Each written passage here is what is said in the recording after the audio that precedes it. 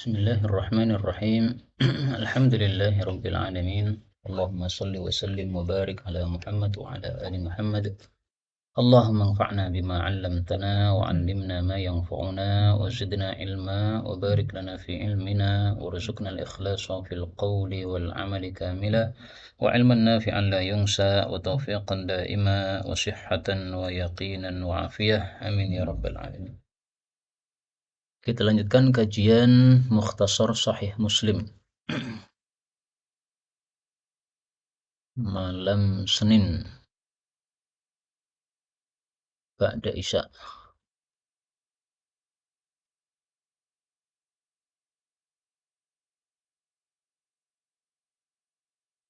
Kita sudah sampai pada Kitabul Haji bab yang ke-89. Babun fi ibahatil umrah fi syuhuril haji. Sebelumnya sudah kita bahas kemarin bahwa haji wada adalah wajib dengan sebab dua dalil. Yang pertama, larangan Nabi Shallallahu Alaihi Wasallam untuk meninggalkan Mekah sebelum melakukan haji wada. La yang fironna.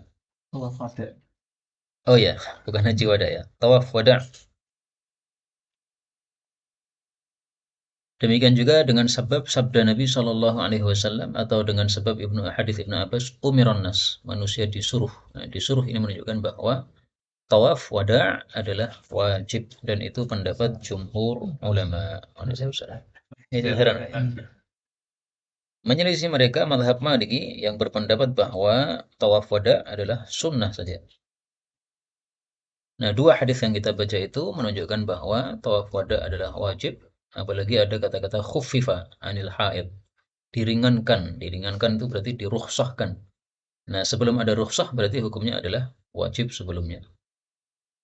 Kita lanjutkan bab 89, babun fi ibahadil umrah fi syuhuril haji, bab bolehnya umrah pada bulan-bulan haji. Maksudnya ini menghapus adat jahiliyah yang melarang umrah di bulan-bulan haji. 756 wa an Ibnu Abbas radhiyallahu anhu qala kanu yarawna anna al-umrata fi ashhuril haji min afjaril fujuri fil ardi wa yaj'aluna al-muharrama safaran. Ini yang disebutkan dalam Al-Qur'an. Allah mengatakan innaman nasi'u ziyadatun fil kufri. Nasi yaitu menunda sehingga mereka menjadikan yaj'aluna al-muharrama safaran. Wa yaquluna idza bara'ad dabar wa 'afal athar wa salakha safar halatil umratu liman i'tamar. Ini semuanya dibaca sukun karena ini maksudnya saja. Idza bara'ad dabar, apabila telah sembuh luka pada pada tubuh unta. Karena unta yang digunakan untuk haji melakukan perjalanan yang jauh sehingga punggungnya luka-luka dengan sebab lamanya perjalanan tersebut. Wa 'afal athar, dan telah lenyap bekas, yaitu bekas kaki-kaki unta yang meninggalkan kota Mekah. Wangsalakha safar, dan telah lepas bulan Safar, sudah habis bulan Safar. Halatil umratu liman i'tamar, barulah boleh umrah bagi orang yang mau umrah. Nah, ini perkataan orang-orang jahiliyah. Faqadima Nabi sallallahu alaihi wasallam wa ashabuhu sabihata rabi'atin muhillina bil haji fa amarahum ay yaj'aluha umrah fata'azama dzalika 'indahum. Faqalu ya Rasulullah ayyul hil? Qala al-hil kulluh. Jadi setelah mereka selesai umrah, mereka halal. Nah, mereka tanya, halalnya halal apa ini? Al-hillu kulluh. Yaitu boleh mengumpuli istri dan sebagainya. Nah, ini sengaja oleh Nabi SAW dilakukan hal tersebut, dilakukan umrah pada bulan haji, supaya menghapus adat jahiliyah yang sudah bertahun-tahun mereka katakan tidak boleh umrah di bulan haji. Ini mirip dengan kondisi Nabi disuruh menikahi Zainab yang tujuannya menghapus adat jahiliyah yang melarang seseorang menikahi mantan istri dari anak angkatnya, yaitu Zaid bin Harithah. Bab 90, bab fadlil umrah fi Ramadan, bab fadilah umrah di bulan Ramadan. 757, tafadhal. An Ibnu Abbas radhiyallahu anhuma anna Nabiyya sallallahu alaihi wasallam qala limra'atin minal ansari yuqalu laha Ummu Sinanin ma mana'aki an takuni hajjati ma'ana qalat nadihani kana li abi fulanin Nadih itu dua unta yang mengangkut air. hajja huwa wa banuhu ala ahadihima wa kana al-akharu yasqi alaihi ghulamuna. Qala fa umratun fi ramadana taqdi hajjatun hajjatun Au ma'i. qala, Qala hajjatun ma'i. ya hajjatan ma'i sebagai maf'ul. Hadis ini menunjukkan fadilah umrah di bulan Ramadan, yaitu senilai dengan haji. Bahkan senilai dengan haji bersama Rasulullah Sallallahu Alaihi Wasallam. Inilah yang menyebabkan orang-orang semangat melakukan umrah di bulan Ramadan. Dan dari sini pula ditarik paham oleh sebagian ulama bahwa amal di bulan Ramadan dilipat gandakan pahalanya oleh Allah Subhanahu wa taala. Tidak hanya umrah saja, tapi semua amal-amal yang lainnya. Demikian juga ditarik kesimpulan yang lebih luas lagi bahwasanya semua waktu-waktu yang punya keutamaan, baik itu Ramadan maupun yang lain-lain, amalan padanya lebih besar pahalanya di hadapan Allah Subhanahu wa taala. Apakah kalau dosa juga dilipat gandakan? Nah, di situ yang masyhur memang mengatakan begitu. Jadi sebagaimana pahala dibesarkan, maka pada waktu-waktu yang mulia dosa pun juga dibesarkan oleh Allah Subhanahu wa taala. Tapi kata guru kami Syekh Babatin itu tidak ada dasarnya, wallahu alam bissawab. Ya adanya dalil-dalil yang tidak menunjukkan secara langsung. Misalnya wa may yuridu fihi bi ilhadin bi dzulmin nudzikhu min adzabin alim. Nah, apakah itu menunjukkan bahwa itu dilipat gandakan? Kan tidak. Maka wallahu alam bissawab. Rahmat Allah Subhanahu wa taala sangat sangat luas. Kalau beliau menggandakan pahala itu sesuatu yang sangat wajar karena rahmatnya Allah yang luas. Tapi kalau menggandakan dosa maka wallahu alam ya perlu hujjah atau dalil yang lebih kuat lagi. Kemudian dari hadis ini kita ambil beberapa faedah perhatiannya Nabi kepada sahabat-sahabat beliau sehingga yang tidak haji ditanya oleh Nabi kenapa tidak haji. Demikian juga bahwa suara wanita bukanlah aurat sehingga dialog dengan Nabi Shallallahu Alaihi Wasallam. 91 babun kam hajjan Nabi Shallallahu Alaihi Wasallam. Berapa kali Nabi haji? Nah, hadisnya nanti menunjukkan satu kali haji sebelum hijrah, satu kali haji setelah hijrah. 758.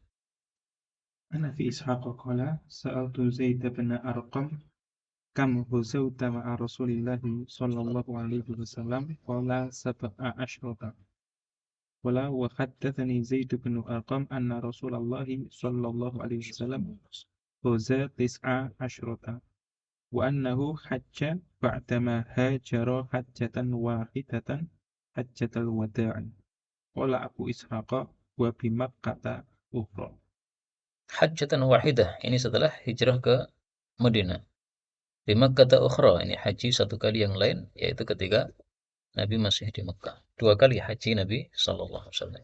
Adapun umrahnya berapa kali disebutkan pada hadis berikutnya insyaallah taala. Kemudian hadis ini menunjukkan juga bahwa Nabi melakukan peperangan berkali-kali. Kata Zaid bin Arqam ada 19 kali. Tapi kalau di total semuanya ada 37 kali sebagaimana disebutkan oleh Syekhuna Wahid Bali di dalam kitabnya Tertib Ahdathis Sirah An-Nabawiyah. Nah, ini tidak bertentangan dengan perkataan Zaid 19. Ini karena dia mengetahuinya 19. Maka setiap orang meriwayatkan sesuai apa yang dia ketahui. 37 27. 27. Saya ngomong berapa tadi? 37 ya, 27 ya. Berarti setiap tahunnya sekitar perang berapa kali itu? Karena Nabi mulai perangnya tahun 2 Hijriyah itu perang Badar. Kemudian selesainya tahun 9 Hijriyah. 2, 3, 4, 5, 6, 7, 8, 9. 8 tahun ya. 8 tahun untuk 27 kali perang. Berarti berapa itu? 3 kali. 3 kali setiap tahunnya ya. Inilah perbedaan kita dengan Rasulullah Sallallahu Alaihi Wasallam. Kita belum pernah perang sama sekali. Sementara beliau sekitar 3 kali dalam setiap tahunnya. 92 babun kami i'tamara Nabi Sallallahu Alaihi Wasallam. Berapa kali Nabi umrah? 759. An Anas radhiyallahu anhu anna Rasulullah sallallahu alaihi wasallam i'tamara arba'a umarin kulluhunna fi dzil qa'dah ila allati ma'a hajjatihi umratan min al-Hudaybiyah aw zaman al-Hudaybiyah fi dzil qa'dah wa umratan min al-'amil muqbil fi dzil qa'dah wa umratan min ji'ronata haitsu qasama Hunaima Hunain Hunain. Hunain fi Dzulqa'dah wa umratan ma'a hajjati. Hadis ini menunjukkan bahwa Nabi melakukan umrah seumur hidupnya itu 4 kali. Dan ini menunjukkan bahwa umrah beliau dilakukan sebelum hajinya. Karena Hajjatul Islamnya hanya 1 kali pada saat tahun 10 Hijriah, Haji Wada. Maka boleh umrah sebelum haji, meskipun lebih afdalnya haji baru kemudian umrah. Kemudian hadis ini menunjukkan juga bolehnya mengulang-ulang umrah dan fadilahnya sebagaimana dalam hadis yang lain yang fianil faqra, menafikan fakir, mengulang-ulang haji dan umrah itu. Wadzunuba, dan juga menafikan dosa-dosa. Maka ada fungsi agamanya, ada fungsi dunianya. Kemudian inilah riwayat yang benar bahwa umrah Nabi semuanya pada Dzulqa'dah. Karena ada riwayat lain dari Ibnu Umar bahwasanya umrah Nabi Shallallahu Alaihi Wasallam sebagiannya tidak di bulan Dzulqa'dah. Nah, maka itu kerancuan yang ada pada pemikiran Ibnu Umar sehingga mengira itu tidak di bulan Dzulqa'dah. Padahal semuanya empat-empatnya di bulan Dzulqa'dah. Ini yang riwayat yang sahih dari Anas bin Malik radhiyallahu anhu. Padahal 93 babun fit taqsir fil umrah. Bab gundul pada waktu umrah. Hadis Ya, betul.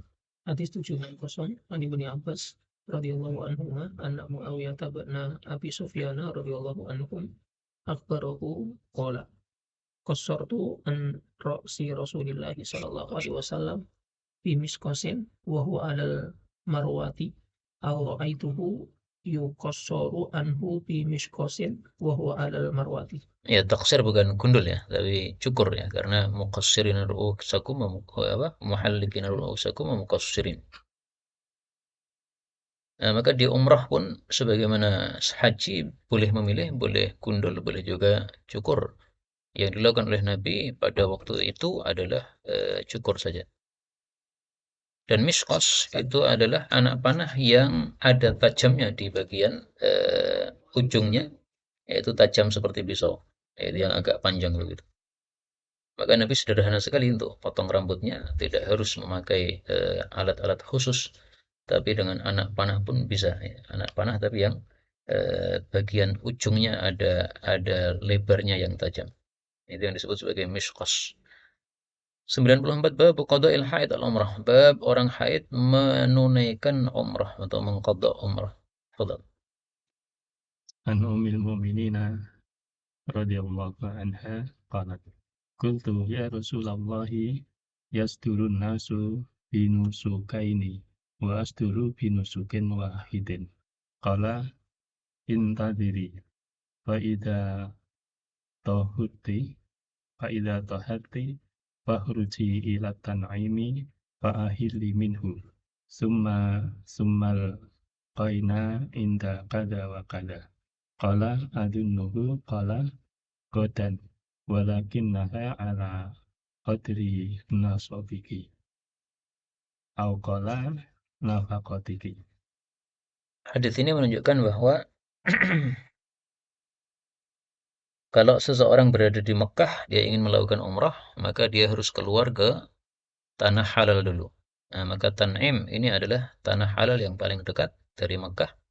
Sehingga Aisyah ketika ingin menunaikan umrah, disuruh oleh Nabi Shallallahu Alaihi Wasallam menunggu sampai suci dari haid, kemudian keluar ke Tan'im, setelah itu melakukan umrah secara sempurna, ada tawafnya dan semuanya itu karena sudah suci dari haidnya. Maka miqatnya orang-orang yang melakukan umrah apabila dia berada di Mekah, itu bukan dari miqat yang ada, tetapi dari adnal hil, tanah halal yang paling dekat. Ini untuk umrah ya. Beda lagi dengan haji. Kalau haji, maka miqatnya orang yang ada di Mekah adalah dari rumahnya masing-masing. Menurut pendapat jumhur ulama. Demikian juga orang yang rumahnya di antara Mekah dengan mikot-mikot yang ada. Maka tidak perlu mundur menuju mikot, tapi cukup dari rumahnya melakukan ihram, kemudian menuju ke Makkah. Dan tidak boleh dia keluar dari rumahnya dalam keadaan belum ihram. Itu sama dengan orang yang dari luar melewati miqat tapi dia belum ihram dari miqat tersebut. Maka berarti melanggar. Terkena dam karena dia melewati tempat yang seharusnya dia sudah ihram tapi dia belum ihram. Hadis ini menunjukkan juga bahwa umrah pahalanya sesuai dengan qadri nasabik atau nafaqatik. Maka semakin lelah semakin besar pahalanya. Dan itulah yang menyebabkan Sayyidina Umar menghasung melakukan haji ifrat sebagaimana yang dilakukan oleh Rasul Shallallahu Alaihi Wasallam pada awalnya. Karena kalau tamattu maka kenikmatan lebih haji lebih nyaman sehingga pahalanya juga lebih sedikit.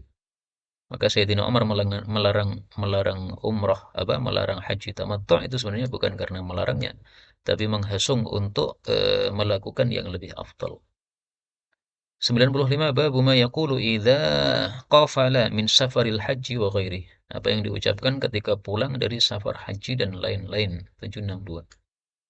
An Abdullah bin Umar qala kana Rasulullah sallallahu alaihi wasallam idza qafala minal juyushi awis saraya awil haji awil umrati idza awfa ala thaniyatin aw fatfatin kabbara thalathan thumma qala la ilaha illallah wahdah la syarika lah lahul mulku wa lahul hamdu wa huwa ala kulli syai'in qadir.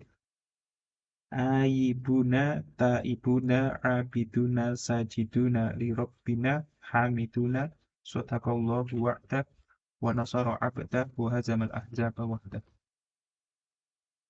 Ya, inilah doa yang dibaca ketika pulang dari safar. Aibun ay rajiun, kami kembali. Aufa naik saniyatin bukit, fatfadin bukit yang berbatu-batu atau berkerikil. Jadi mirip dengan saniyah, hanya beda tanahnya saja.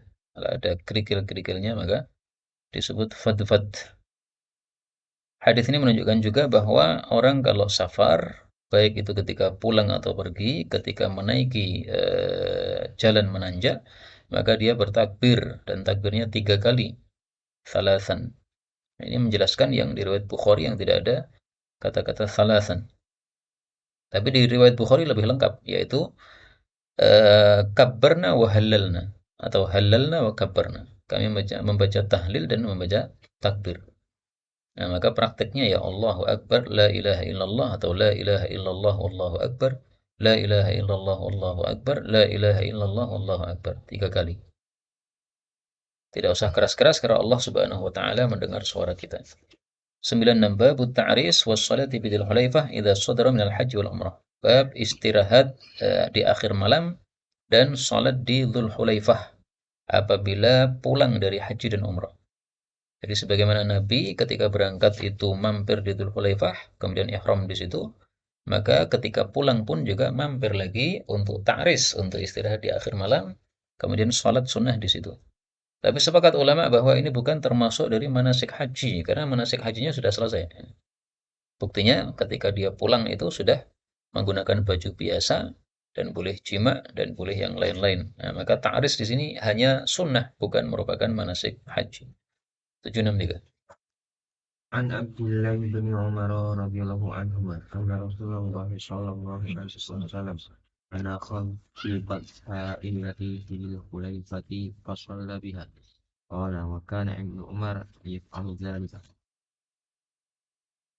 Ya, Batha sudah kita bahas dulu ya, tempat yang lapang disebut Batha atau Abtah.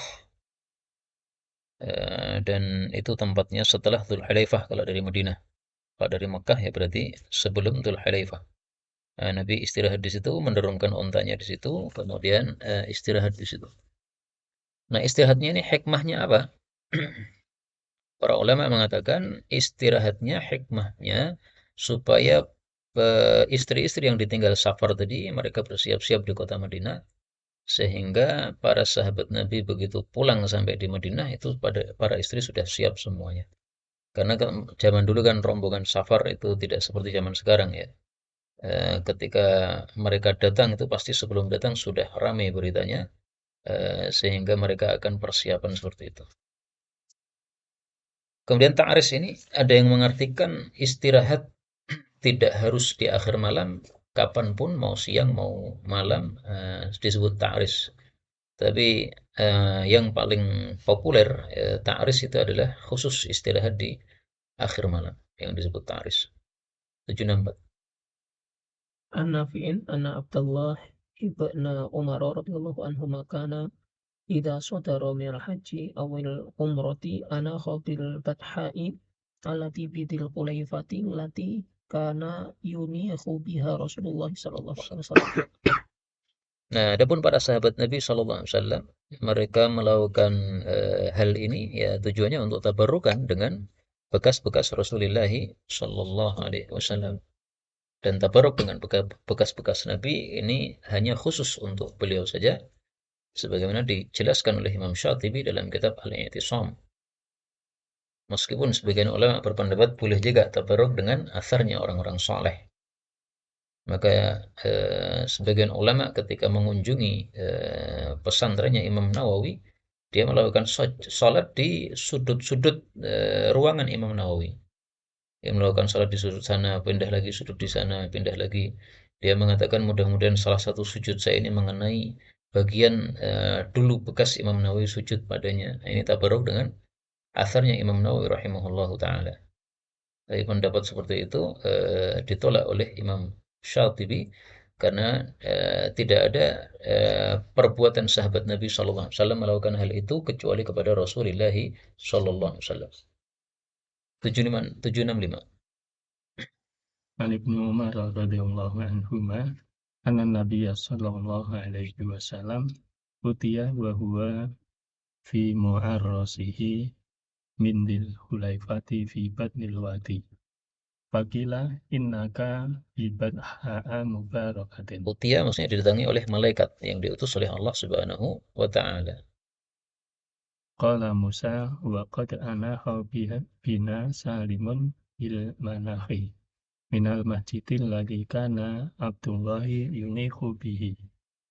Ya taharra mu'arrasa Rasulillahi sallallahu alaihi wasallam wa huwa asfalu minal masjidil ladzi bi bathil wadi bainahu wa bainal qiblati wasatan min dzalika. Ya, itu tempat yang Nabi menderum di situ dihafalkan oleh Ibnu Umar, kemudian dia menderumnya dipaskan dengan tempat menurunnya Rasul Sallallahu Alaihi Wasallam tadi karena tabarukan dengan asar Nabi Muhammad Sallallahu Alaihi Wasallam. Dan ta'aris ini bukan termasuk manasik haji sebagaimana tadi sudah disebutkan ya. Sepakat para ulama tidak ada yang mengatakan bahwa ini termasuk manasik haji. 97 babun fi tahrimi Makkah wa saydiha wa syajriha wa luqatiha. Bab diharamkannya kota Mekah dan buruannya dan pohon-pohonnya dan luqatahnya. Sebagaimana Madinah juga haram, maka ada istilah haramain. Adapun istilah tsalithul haramain, yaitu tanah haram yang ketiga untuk Baitul Maqdis, maka tidak ada dasarnya sama sekali. Sehingga tanah haram ya cuma ada dua. 766. Abi Hurairah radhiyallahu anhu qala lamma fataha Allah azza wa jalla ala Rasulillah sallallahu alaihi wasallam Makkah qama fin nasi fahamidallaha wa athna alaihi thumma qala innallaha habasa an Makkatal fila wa sallatu alaiha rasulahu wal mu'minina wa innaha lam tahilla li ahadin kana qabli wa innaha ukhillat li sa'atan min naharin. Sa'atan min nahar itu maksudnya pada waktu Fathu Makkah tahun 8 Hijriah, mulai dari waktu duha sampai dengan setelah asar, itu masa penaklukan kota Makkah. Wa innaha lan takhilla li ahadin ba'di fala yunaffaru sayduha wala yukhtala syaukuha. Syauk pohon yang berduri, tidak boleh yukhtala, tidak boleh ditebang atau dipotong. Nah, kalau yang berdurinya saja tidak boleh, apalagi pohon yang biasa. Tapi maksudnya di sini pohon yang tumbuh sendiri. Adapun pohon yang ditumbuhkan oleh manusia maka boleh. Demikian juga boleh dipotong kalau mengganggu atau doror, karena hadis mengatakan la dorora wala dirar. Wala takhillu saqitatuha illa limunsyidin. Ya, sakitah ini nama lain dari luqatah. Mungsyid itu orang yang mengumumkan, Jadi maksudnya diumumkan terus-menerus sampai dengan hari kiamat, tidak boleh dimiliki setelah 1 tahun pengumuman. Ini khusus untuk Mekah ya. Ada untuk Madinah tidak berlaku ini. Ini perbedaan antara haram Mekah dengan haram Madinah.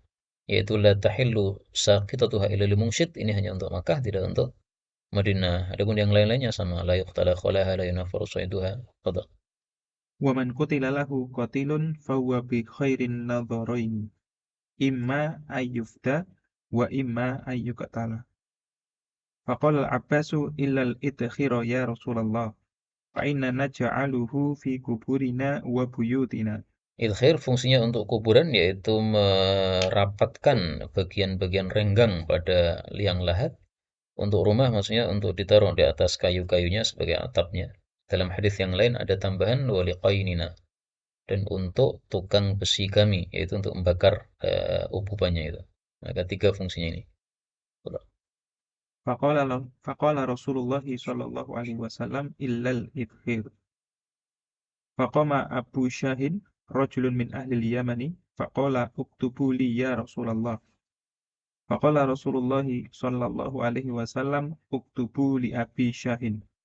Qala al-Walidu faqultu li Auza'i ma qawluhu uktubu li ya Rasulullah. Qala hadhil khutbata allati sami'aha min Rasulillah sallallahu alaihi wasallam. Nah, Rasulullah diusuli oleh Abbas kecuali idkhir, beliau menyetujui ilal idkhir. Ini dipahami oleh para ulama karena sudah ada wahyu saat itu juga kepada Nabi SAW untuk membolehkan idkhir, maka beliau membolehkan. Atau Allah sudah memberikan wahyu kepada Nabi, nanti kalau ada yang usul ya kamu izinkan aja. Nah, maka intinya ini kata-kata ilal idkhir ini adalah berdasarkan wahyu, karena Allah mengatakan wa may yantiqu 'anil hawa in huwa illa wahyu yuha. Demikian juga Nabi mengatakan innama aqulu ma uqawwal. Tiada lain saya berkata apa yang saya disuruh bicara oleh Allah Subhanahu wa taala. Dan hadis ini menunjukkan bolehnya menulis hadis Nabi. Adapun hadis yang mengatakan la taktubu anni ghairal Qur'an, man kataba anni syai'an falyamhuhu, itu hadis yang mansukh, meskipun hadisnya sahih. Di awal-awal Islam tidak boleh menulis hadis, tapi kemudian setelah banyak yang hafal Quran, maka tidak diragukan kerancuan antara hadis dengan Quran, maka diizinkan oleh Nabi untuk menulis hadis Nabi SAW. Ini kejadiannya kan sudah akhir-akhir ya, ini kan tahun 8 Hijriah Fathu Makkah. Nah, sudah boleh untuk menulis hadis. Adapun mulai bolehnya kapan saya nggak ngerti, tapi yang jelas tahun 8 ini sudah boleh menulis hadis. 767. An Jabirin radhiyallahu anhu qala sami'tu an-nabiyya sallallahu alaihi wasallam yaqul la yahillu li ahadikum ay yahmila bi Makkah as-silaha. Nah, ini salah satu makna tanah haram, yaitu tidak boleh membawa senjata di kota Mekah. Tidak boleh melakukan perang di kota Mekah. Nah, apakah boleh menegakkan hukuman had di kota Mekah? Itu pembahasannya pada bab berikutnya, 98, bab dukhulin Nabi sallallahu alaihi wasallam Makkah ghaira muhrim yaumal fath. Bab Nabi masuk ke Mekah tanpa ihram pada hari Fathu Makkah. Menunjukkan bolehnya orang masuk ke Mekah tanpa ihram. Adapun yang wajib ihram itu hanya orang-orang yang menghendaki haji atau umrah saja. Maka sebelum melewati miqat harus ihram di situ. Kalau lewat miqat belum ihram, maka berarti dia melanggar. Dan karena melanggar, maka ada hukuman dam untuk dia, meskipun hajinya tetap sah. Itu menurut pendapat mayoritas para ulama. Karena sebagian kecil ulama mengatakan hajinya tidak sah, umrahnya tidak sah. Kalau sudah melewati miqat tadi, harus balik berarti. Kemudian kalau balik ke miqat, dan sebelum itu belum melakukan ihram, maka tidak terjadi dam. Karena dia balik dan belum belum ihram. Tapi kalau sudah terlanjur ihram setelah melewati miqat tadi, maka dia balik pun sama saja, dia tetap harus membayar dam karena sudah terlanjur ihramnya melewati miqat yang sudah ditentukan oleh Nabi sallallahu alaihi wasallam. 768. An Jabir bin Abdullah Al-Ansari radhiyallahu anhuma anna Rasulullah sallallahu alaihi wasallam dakhala Makkah wa qala Qutaibatu dakhala yawma fathi Makkah wa alaihi imamatun sauda'u bi ghairi ihramin. Ini yang menunjukkan bahwa Nabi masuk Makkah tanpa ihram. Pada kalimat apa? Bi ghairi ihram. Selain itu, imamah. Karena orang ihram tidak boleh menutup kepalanya. Jadi seandainya tanpa kata-kata bi ghairi ihram ini sudah mafhum. Tapi lebih ditegaskan lagi bi ghairi ihram. Maka hadis ini menunjukkan bahwa Nabi masuk Mekah tanpa ihram dan beliau memakai surban. Surbannya hitam. Biasanya surbannya beliau putih, tapi pas kasus ini surbannya hitam. Hadis ini bertentangan dengan hadis berikutnya 769 yang menunjukkan bahwa Nabi memakai helm besi. Betul.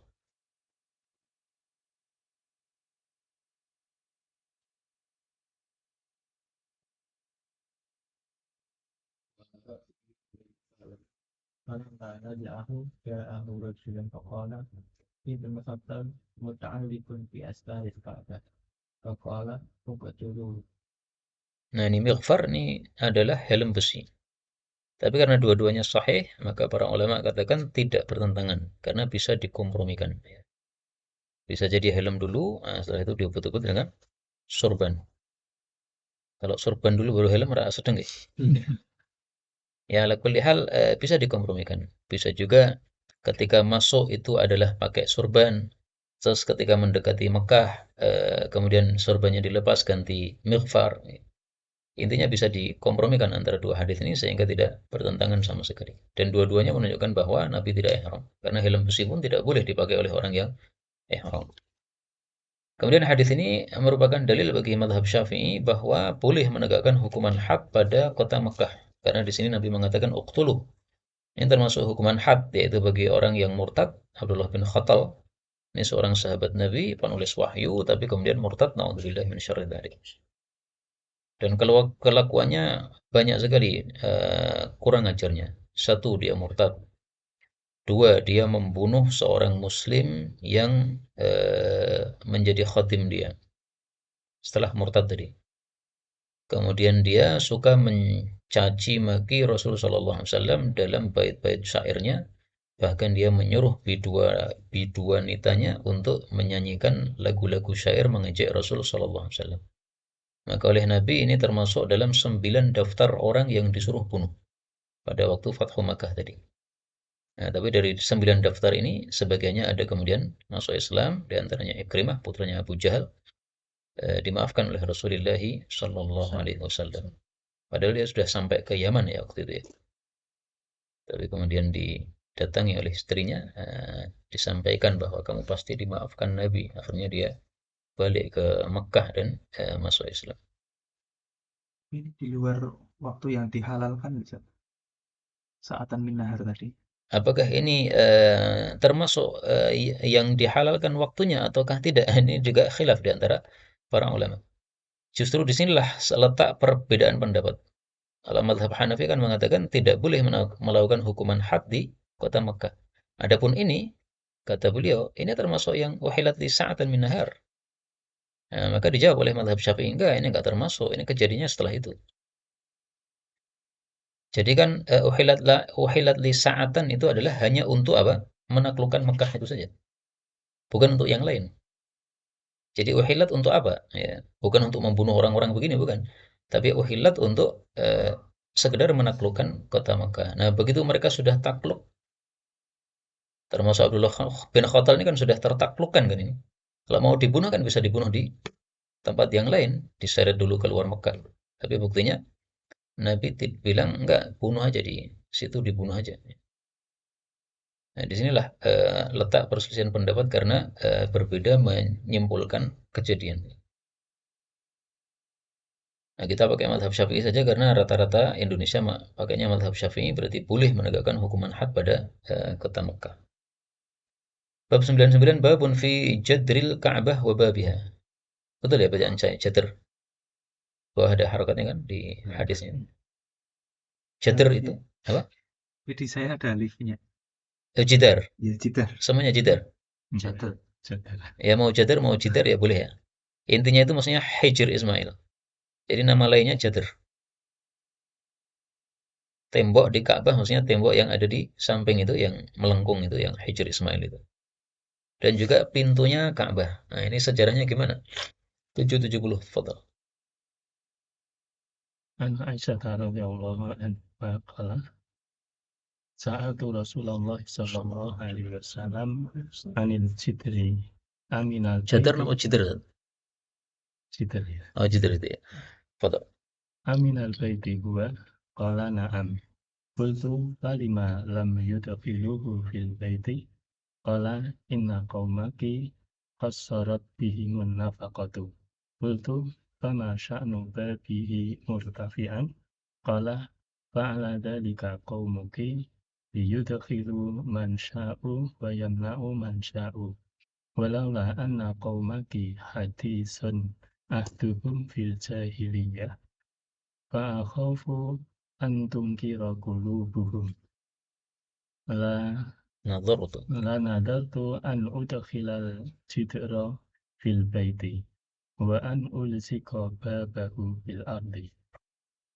Ya, jadi sejarah Ka'bah itu sebenarnya bentuknya bukan kubus seperti sekarang ini, tetapi persegi panjang.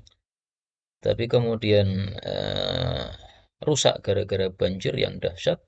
Akhirnya diperbaiki oleh orang-orang Quraisy, tapi dana mereka tidak mencukupi. Ini bukan berarti mereka miskin ya, tapi karena mereka mengatakan ini Ka'bah harus dibangun dengan harta halal. Harta haram nggak boleh. Akhirnya harta halal dikumpulkan, nggak cukup untuk mengembalikan Ka'bah seperti semula. Nah, maka mereka masih mengagungkan Ka'bah meskipun dalam kondisi musyrik atau di masa jahiliyah. Itulah yang menyebabkan akhirnya Ka'bah tidak seperti bentuk yang semulanya.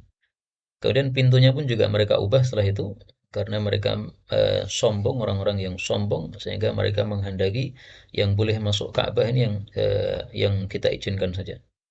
Maka pintunya dibuat tinggi. Kalau ada orang mau masuk nggak diizinkan, dijungkruknya dari dalamnya. Ya, kamu siapa? Wajah kamu bukan wajah orang Arab. Nah, didorong keluar. Kemudian dari hadis inilah diambil kaidah yang sangat terkenal, darul mafasid muqaddamun ala jalbil masalih. Menolak mafsadat didahulukan daripada menarik maslahat. Karena Nabi khawatir kalau menarik maslahat dengan mengembalikan Ka'bah seperti semula, malah menyebabkan mereka jadi murtad lagi, kafir lagi. Dan sesungguhnya kejadian ini wallahu alam justru merupakan rahmat Allah bagi kita orang-orang biasa yang tidak mungkin masuk ke dalam Ka'bah. Maka dengan sebab Ka'bah tidak sempurna bangunannya ini, justru orang-orang biasa seperti kita bisa masuk ke dalam Ka'bah, sholat di dalam Ka'bah. Karena kita boleh masuk ke dalam Hijr Ismail tadi, ya tidak ada larangannya. Dan biasanya imamnya berada di situ yang saya tahu dulu. Sehingga pas imam ya pas ada sholat jamaah, pas ada imamnya maka tidak boleh masuk. Tapi pas di luar itu bebas. Bab yang ke-100 babun fi naqdil ka'bati wa bina'iha. Bab perusakan Ka'bah dan pembangunan ulang. Ini hadisnya panjang ya, 771. Wa an Atha'in radhiyallahu rahimahullahu qala lamma ihtaraqal baitu zamana Yazid bin Muawiyah. Jadi pernah Ka'bah itu kebakaran di masa Yazid bin Muawiyah menjadi khalifah. Tapi sebab kebakarannya saya cari belum ketemu. Hina ghazahu ahlu Syami fakana min amrihi makana tarakahu ibn Zubair hatta qadima an-nasul mausima yuridu an yujarri'ahum. Dia ingin untuk membuat berani mereka au yuharribahum atau mengajak mereka perang ala ahli Syam terhadap ahlu Syam yaitu kelompoknya Yazid bin Muawiyah tadi. Falamma sadaran nasu tatkala orang-orang pulang yaitu dari haji. Qala ya ayyuhan nasu ashiru alayya fil Ka'bah anquduha thumma abni bina'aha au uslihu ma hawaha minha. Ini menunjukkan bahwa seorang khalifah itu paling bagusnya melakukan istisyarah, musyawarah dalam perkara-perkara yang penting seperti ini. Maka Ibnu Zubair musyawarah kepada orang-orang pada waktu itu, apakah dia bangun lagi Ka'bah dari awal, berarti dirusak dulu semuanya, atau cuma diperbaiki saja, dirombak yang rusak-rusak saja. Adapun yang asal tetap asal. Qala Ibnu Abbasin fa inni qad furiqa li ra'yun fiha. Maka sesungguhnya telah dijelaskan kepada saya satu pendapat padanya. Ya, maksudnya saya mendapatkan penjelasan dari Allah Subhanahu wa taala, atau ada pendapat yang dimunculkan pada saya. Furiqa itu seperti dalam ayat ya, wa Qur'anan faraqnahu. Yani bayyanahu, fassalnahu. Ara an tusliha ma waha minha. Nah, ini pendapat Ibnu Abbas ya, tidak usah dirusak semuanya. Wa tad'a baitan aslama an-nasu 'alaihi wa ahjaran aslama an-nasu 'alaiha wa bu'itha 'alaiha an-nabi sallallahu alaihi wasallam. Faqala Ibnu Zubair, "Law kana ahadukum ihtaraka baituhu ma radiya hatta yujiddahu, fa kaifa baitu rabbikum?" Nah, ini Ibnu Zubair sangat mengagungkan Ka'bah. Dia menganggap kalau rumah kita yang terbakar kan kita perbaiki dari awal. Nah, ini rumahnya Allah harus lebih mulia lagi. Ini dasarnya orang-orang yang suka untuk memewahkan masjid. Mereka katakan rumah kita saja kita mewahkan, rumah Allah masa dibikin sederhana. Ini mustakhirun Rabbi thalathan. Saya akan istikharah kepada Allah 3 hari. Ini menunjukkan bahwa istikharah boleh diulang-ulang. Tidak hanya 1 kali saja. Dan 3 hari istikharah ini bisa berkali-kali salatnya ini. ثم عازم على أمري فلما قضى الثلاث وأجمع رأيه على أن ينقضها فتحاماه الناس يتجنبه الناس. Orang-orang menjauhi dia. Ay yanzila bi awwalin nasi yas'adu fihi amrun minas sama. Jadi orang-orang enggak ada yang berani ikut-ikut merusak Ka'bah tadi ya. Karena khawatir ini Ka'bah kok malah dirusak, nanti ada satu siksa dari Allah turun dari langit. Hatta sa'idahu rajulun فألقى منه حجارة فلما لم يره الناس أصابه شيء تتابعوا فنقضوه حتى بلغوا به الأرض فجعل ابن الزبير أعمدة فستر عليها السطور. Nah, jadi setelah Ka'bahnya ternyata dirusak, nggak ada masalah, akhirnya mereka rame-rame merusak sisa-sisa atau puing-puing dari Ka'bah tadi. Habis itu tempat Ka'bah oleh Ibnu Zubair dikasih tanda berupa tiang-tiang, kemudian dikasih tutup sitir. Nah, tujuan menutup sitir ini karena usulan Ibnu Abbas, kalau Ka'bah kamu rusak, maka jangan kamu biarkan manusia tanpa Ka'bah, tanpa kiblat. Nanti mereka bingung salatnya menghadap kemana.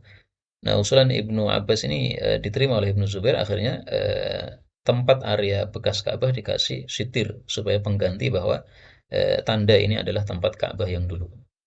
Hatta irtafa'a bina'uh, sampai bangunan Ka'bah tinggi. Nah, setelah tinggi kemudian dilepaslah sitir tadi karena sudah tidak perlu.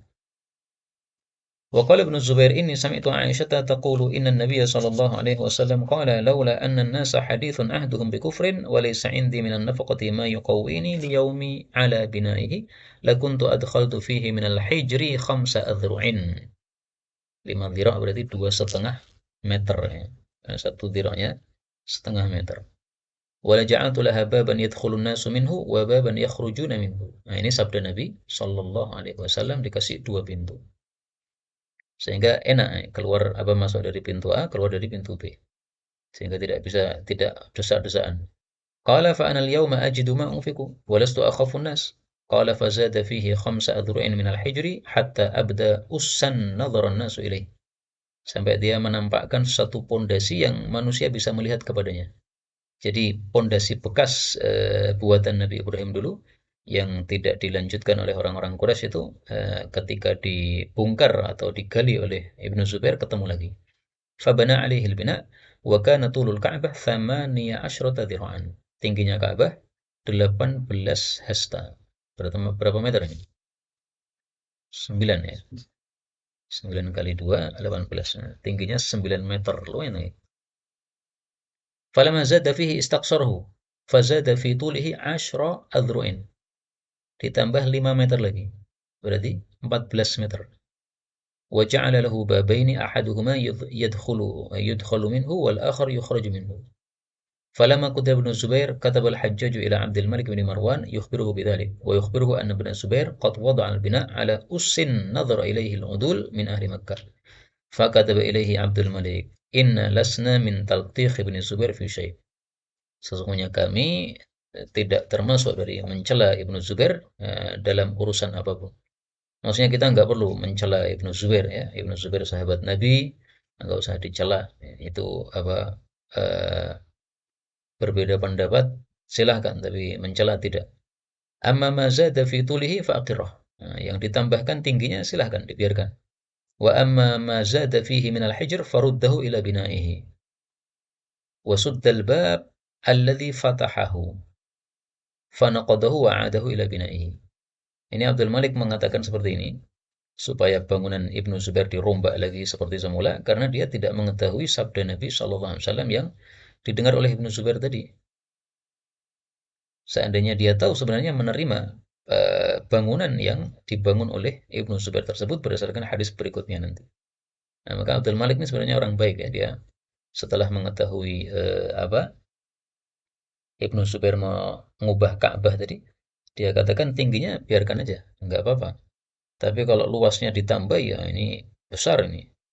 Ini berarti mengubah kondisi tawaf kan semestinya pendek menjadi lebih luas. Nah, kembalikan seperti semula. Karena nggak paham bahwa justru Ka'bah yang asal adalah yang dibangun oleh Ibnu Zubair ini. Demikian juga pintunya, dia tidak mendengar sabda Nabi tadi sehingga dia suruh pintunya dibuat satu saja. Hadis 772, tafadhal.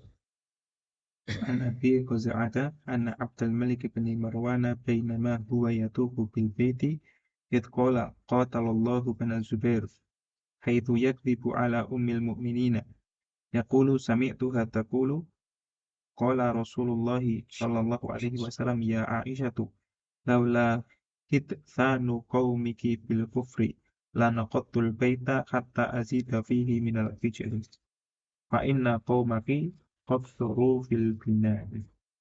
فقال الحارث بن عبد الله بن أبي ربيعة لا تقل هذا يا أمير المؤمنين فأنا سمعت أم المؤمنين تحدث هذا.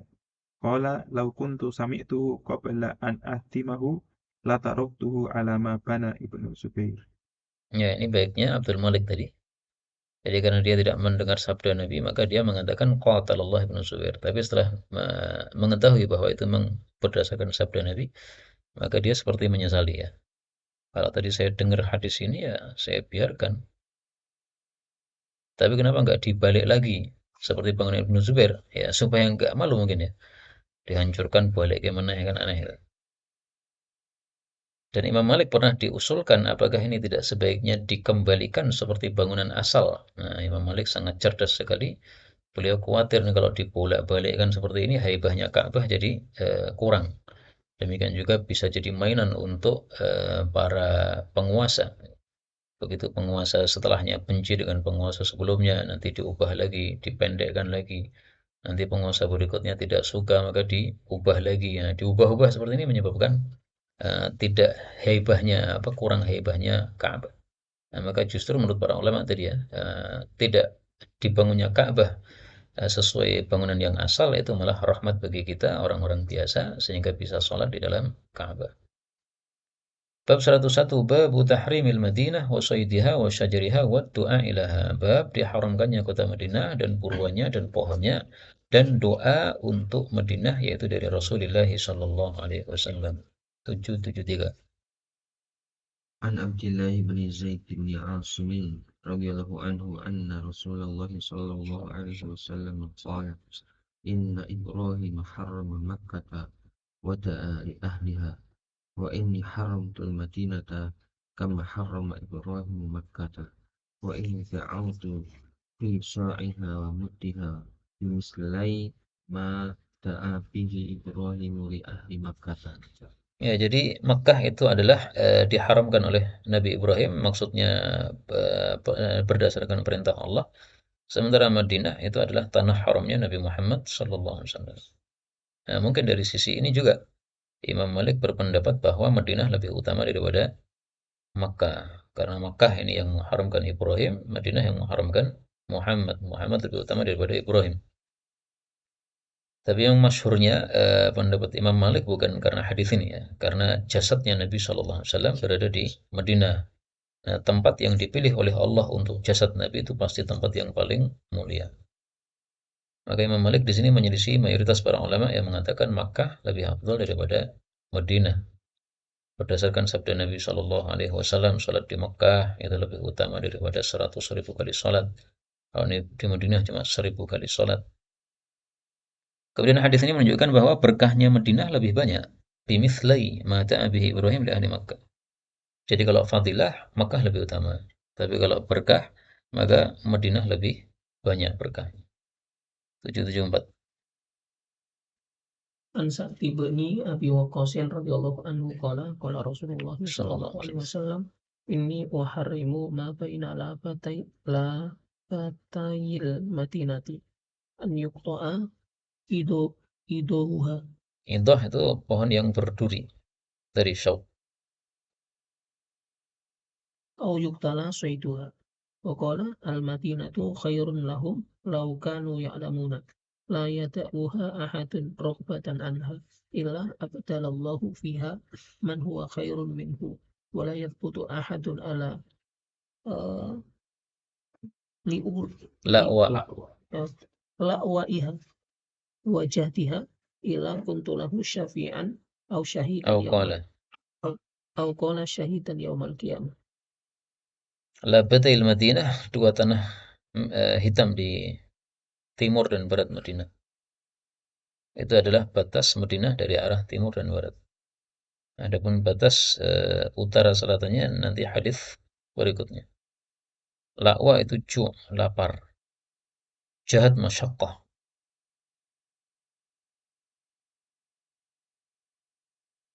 Ustaz Fadli belum baca ya?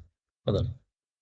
775 an Amr bin Sa'id an Sa'd radhiyallahu anhu rafiqa ila Rasulih bil Aqiqi wa wajada abadan ya'ida usadaran aw yahbituhu. Yakhfi itu ngepiok. Bahasa Indonesianya apa ngepiok? Susah. Apa? Jadi pohonnya dipukul supaya daunnya gegur. Apa itu? Enggak ngerti. Gogrokeng, gepiok. Itu gepiok terjemahan Ustaz Ahmad dulu pas saya santri. Betul. Fasalafahu falam ma'raja al-fatin ja'ahu ahli al-fatin fakallamuhu ayyurad ala gulamihim aw alaihi akhada min gulamihim faqala ma'adallah an arustan syai'an nafala minhi Rasulullah sallallahu alaihi wasallam wa aba ayyarudda alaihi. Ya, jadi fasalabahu dia preteli kekayaan yang dipakai oleh budak tadi ya. Jadi dia membawa alat apa itu diambil, kemudian dia membawa jaket misalnya, jaketnya diambil salapnya maksudnya itu ya. Yaitu salap itu adalah barang-barang yang dipakai oleh seseorang. Nah, diambil salapnya artinya barang-barangnya tadi dirampas oleh sahabat Nabi yang menemukan ini. Nah, ketika disuruh mengembalikan, maka dia mengatakan ma'adzallah, untuk saya kembalikan sesuatu yang saya dikasih oleh Nabi SAW. Karena Nabi menyuruhkan seperti itu. Kalau ada orang melanggar, yaitu memotong pohon di tanah haram, maka salapnya halal. Nah, oleh Nabi dihalalkan salapnya, saya ambil, kamu minta, ya enggak mau lah. Nafal itu arti asalnya tambahan. Tapi maksudnya diberikan oleh Nabi SAW. 776. An Anas bin Malik radhiyallahu anhu qala Rasulullah sallallahu alaihi wasallam Allahumma ij'al bil madinati dhifai ma bi Makkah minal barakati. Nah, ini menguatkan riwayat tadi bimithlai ma da'a bihi Ibrahim li ahli Makkah. Karena ada riwayat yang lain bimithli. Tapi dua-duanya sahih ya, sehingga tentu saja dimenangkan yang lebih banyak. Karena kalau yang lebih banyak kita ambil, berarti yang sedikit pun sudah masuk. Hadis 777 wa an Ibrahim at-Taimi an abihi qala khatabana Ali bin Abi Thalib radhiyallahu anhu fa qala man za'ama anna indana shay'an naqra'uhu illa kitab Allah wa hadhihi as-sahifah qala wa sahifatun mu'allaqatun fi qirabi sayfihi, pada sarung pedangnya, faqad kadzaba fiha asnanul ibil, usia-usia unta, maksudnya usia-usia unta yang dijelaskan oleh Nabi Shallallahu Alaihi Wasallam dalam hadis-hadis beliau yang berkaitan dengan masalah zakat unta. Ya kan? Wa asya' minal jirahat, luka-luka, maksudnya luka ada apa namanya? ada kisosnya, ada diatnya. Nah, diatnya itu disebutkan dalam hadis tadi. Wa fiha qala Nabi sallallahu alaihi wasallam, "Al-Madinatu haramun ma baina 'airin ila thawrin." Madinah itu tanah haram antara gunung air sampai gunung Thaur. Gunung air itu tempatnya di selatan Madinah, sementara Thaur ini sama dengan gunung Uhud, yaitu di utara Madinah. Dan para ulama berselisih pendapat apakah ini riwayat sahih atau tidak. Sebagian mengatakan ini waham dari rawi. Semestinya baina airin ila Uhudin. Ada yang mengatakan bahwa ini sudah benar airin ila Thaur, tapi memang nama Thaur itu tidak terkenal. Sehingga tidak semua orang tahu. Nah, yang menganggap ini salah berarti mestinya itu baina airin ila Uhudin.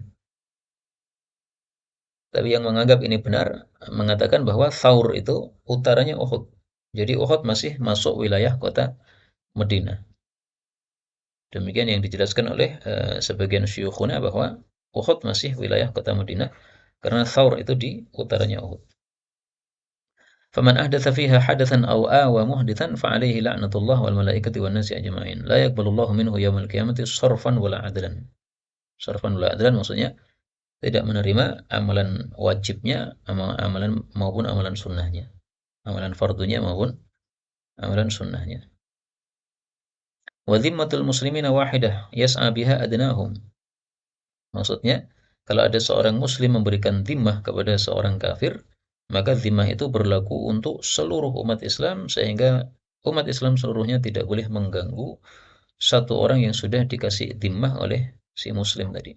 Meskipun yang memberikan perlindungan adalah seorang wanita misalnya. Karena di sini Nabi mengatakan adnahum. Wa man idda'a ila ghairi abihi aw intama ila ghairi mawalihi fa alayhi la'natullahi wal malaikati wan nasi ajma'in. La yaqbalullahu minhu yaumal qiyamati sarfan wala 'adlan, sama ya. Itu amalan wajib maupun amalan sunnah tidak diterima oleh Allah Subhanahu wa taala. Maka ini menunjukkan bahwa menisbatkan diri kepada selain bapaknya itu termasuk dosa besar karena diancam dengan ancaman yang sekeras ini. Nah, sebagian orang salah paham kemudian menganggap tidak boleh misalnya menyebutkan nama seorang wanita kemudian disandingkan dengan nama suami. Seperti misalnya Zainab adalah istrinya Ahmad. Tidak boleh menyebut saya adalah Zainab Ahmad. Nah, itu satu pendapat yang salah seperti itu ya. Karena istilah orang-orang mengatakan Zainab Ahmad itu sudah mafhum bahwa maksudnya itu adalah Zainab istrinya Ahmad, bukan dalam rangka untuk menisbatkan kepada Ahmad sebagai bapaknya. Yang dilarang oleh Nabi ini adalah tidak mengakui bapaknya, ya, benci sama bapaknya kemudian tidak mengakuinya, malah menisbatkan diri kepada yang lain. Adapun Zainab Ahmad dengan maksud bahwa saya adalah Zainab istrinya Ahmad, tidak ada masalah. Dan itu diperlukan kadang-kadang karena Zainab ini Zainab siapa? Zainab Ahmad atau Zainab Muhammad atau Zainab dan sebagainya. 778 Fadhil.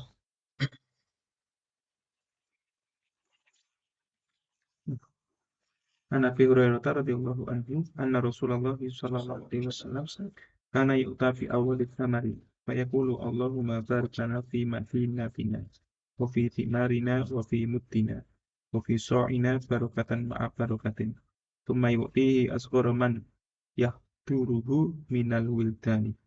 Ya, ini sunnah Nabi yang tidak banyak dilakukan, yaitu ketika ada awal buah muncul maka diambil kemudian didoakan berkah. Setelah itu sunnah yang kedua diberikan buah itu kepada orang yang paling kecil atau anak yang paling kecil yang ada pada waktu berdoa tersebut. Baik, ini kalau punya pohon ya bisa dilakukan sunnah ini, sunnah Nabi yang sudah mahjurah.